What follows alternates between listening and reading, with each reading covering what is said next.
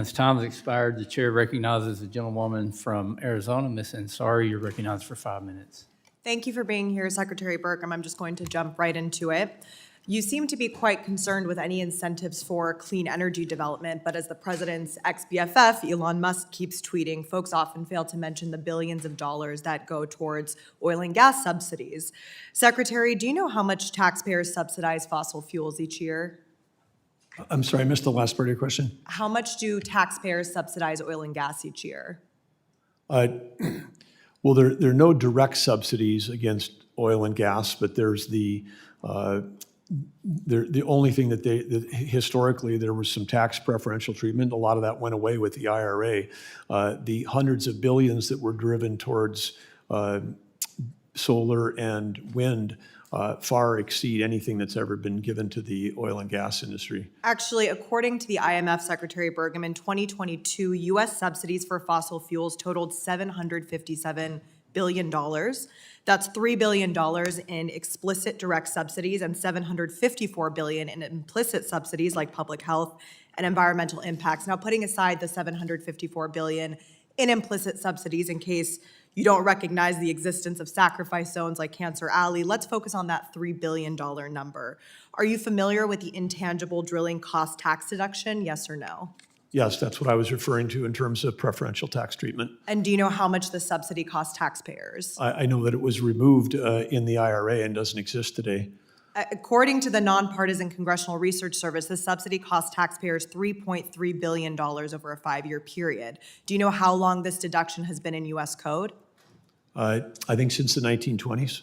Since 1916, over 100 years. So I find it very hypocritical to say that renewables should be able to stand on their own by now. Another example, the percentage well depletion tax credit cost taxpayers nearly $4 billion over 5 years and has been in code since 1926.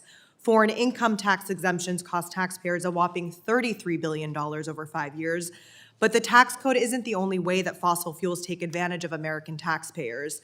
This administration has opened up our public lands to oil and gas polluters, while Republicans in Congress are proposing forced lease sales, rock-bottom royalty rates, and countless giveaways to big oil billionaires in the big ugly bill. And this is all based on the idea that big oil will drill, baby, drill to lower energy prices for Americans. Now, Secretary Burgum, are you familiar with the FTC's findings that Pioneer Natural Resources and Hess Corporation CEOs colluded with OPEC, the foreign oil cartel, to keep production low and prices and their profits high? Yes or no? No, I'm not familiar with that. So to be clear, FTC found evidence that Pioneer, Hess, and other oil corporations colluded with OPEC to price gouge Americans. 8 total corporations are now named in that class action lawsuit. Are you aware of how many of these corporations? What was the time frame of that investigation? All 8 held leases as of December of 2024. Okay. Are you monitoring how these companies use our public lands to ensure they are not engaging in anti-competitive practices that raise American energy prices? Just a quick yes or no.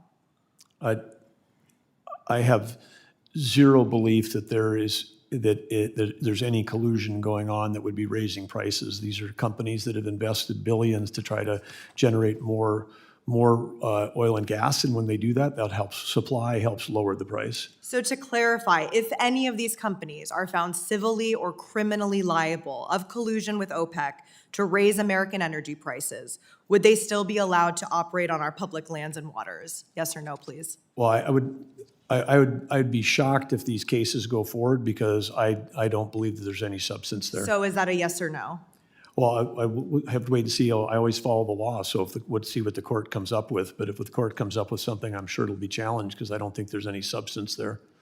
Again, it's a simple yes or no. If they are found civilly or criminally liable of collusion, would they be allowed to operate on our public lands or waters? The Yes or fact no? that the FTC or people in the Biden administration thought that somehow a few companies could collude on the price of a global market that's the largest daily market in the world is it's just kind of an impossibility. There's no way that a few people can control. There's so many players in that market, Okay, so many Secretary, countries. From it just what can't I'm be done. hearing, under your leadership, not only will you not stop oil and gas companies from using our publicly owned resources to rip off the American people and raise energy prices, your department will instead double down on giving big oil control of our public lands and waters. I know my constituents don't want more handouts to big oil. They want clean, affordable, and renewable energy. Thank you. I yield back.